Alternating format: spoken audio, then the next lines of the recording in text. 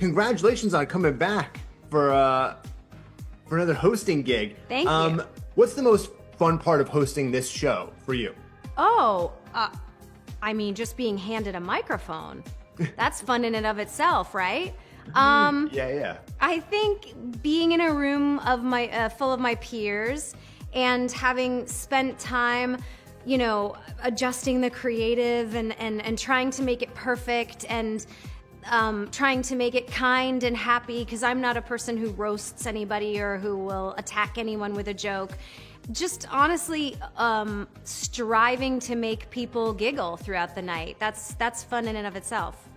Yeah, I mean, that said, how do you adjust the creative, or how have you guys adjusted the creative given, the recent devastation that we've had here with the fires? Well, honestly, I was sort of in tune with that when I agreed to do this, or going forward. It felt, at first glance, it felt pretty superfluous to have an award show like this, but once you think about it, you realize, wait a minute, these shows not only provide one night of normalcy and happiness for people, but they employ hundreds of people in Los Angeles that are gig workers, drivers, makeup artists, hair artists, caterers, tech workers, musicians. It's actually quite important for the economy for these shows to continue, and I think that particularly because the industry is based in Los Angeles, we have a responsibility to show up and do this show. Yeah, no, I really appreciate everything that you just said right there, 100%. I'm sure there will be some addressing of it in the room on the day, right? Yeah, I mean, I plan on it. It's a collaboration among everyone, but certainly we're not going to deny that it's happened. And I hope to celebrate some of the first responders, and I hope that maybe we can raise a little money for it. I am very excited that the SAG Awards makes a sizable donation to the SAG-AFTRA Foundation, which is incredibly important to the people who receive funding from that. Which the ones in the room at the SAG Awards are not who is receiving benefits from the SAG-AFTRA Foundation. I think it's a misconception. It's less than 1%.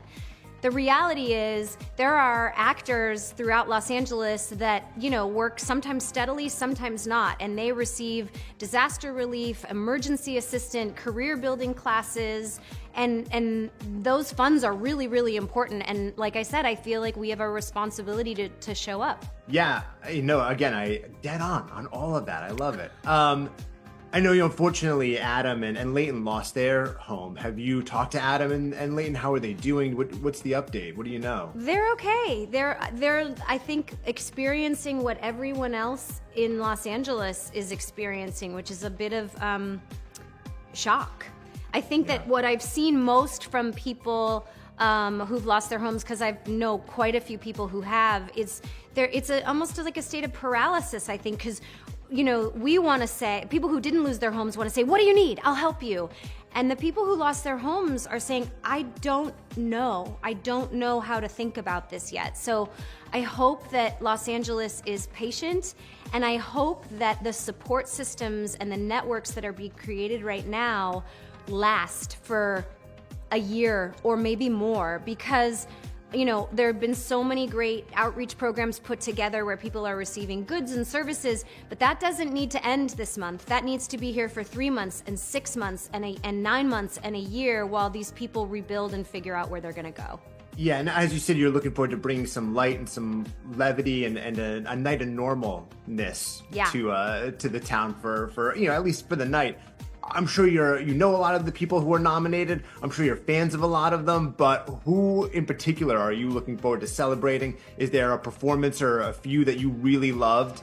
I'm an obsessive Jean Smart fan, so I'm always game to tell her how much I love her. I don't know if she enjoys that whenever I see her. I always secretly love somehow hiding in a corner with Ted Danson and just gossiping with him for the evening. which we obviously did at the Golden Globes, because he's one of my favorite people. The list is endless. It's a very fun room because it's all your peers, and it's a lot of like, even for actors, it's people watching. What can you tell me about season 2? Nobody Wants Us. Congratulations on your nomination. Thank you. Nothing. I can't tell you anything. You know that.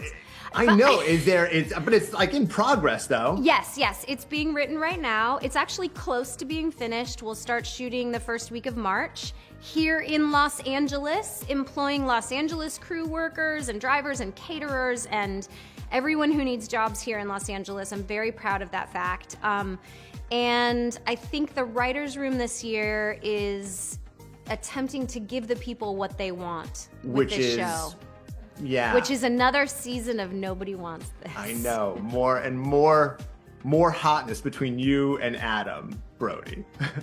Which I gotta say, I also appreciate. I love Dax's response to all of this too. Like watching him be such a fan of you and him and your characters and their relationship.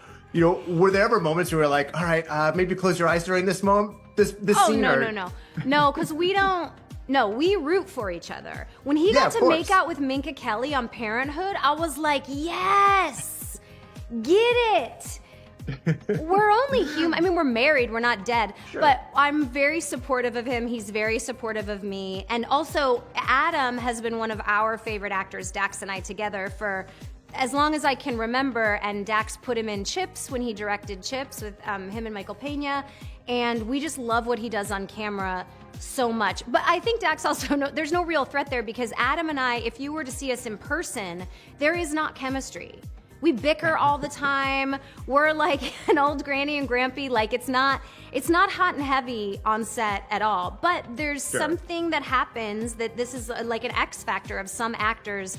When like you put the lens on them, there's just a chemistry, and Adam and I happen to have that, and we will exploit it. I mean, what is the key to that? I mean, I know it's work, right? And that this is what you guys do, but what do you think is the key to that in your relationship? That it's like you guys can watch each other and get psyched when you're kissing somebody else. Foundational trust. Yeah. Even if Dax hooks up with the most beautiful person in the world at work, I know he's committed to our family. I know he's coming home. I know he loves our children. I know he strives to be a great husband and father. And I think it's a level of foundational trust, and also not making it such a taboo topic, because we're just human, right? So maybe there could be a day where I'm like, I'm actually really nervous that you spend time with that person. And he could say, oh, okay, let's talk about it. What makes you nervous? What are you thinking? We have a very open communication. I love it, man. I appreciate you. I appreciate everything you guys are doing. And on a personal note, you won't remember this, but like, well, I guess 6 years ago, before my daughter was born, you gave me it came up during one of our interviews, and you gave me a list of books that I was about to have my first kid. You were like, I think The Happiest Baby was one of them. Happiest Baby on the Block. I am constantly offering unsolicited advice. No, so it was amazing because I needed it. But thank you so much. It was very sweet of you. I've always appreciated that. And how old is she now? 6 and a half. Nice. Yeah. Congratulations. Well, good luck during the show. We'll be rooting for you. Thank you so much.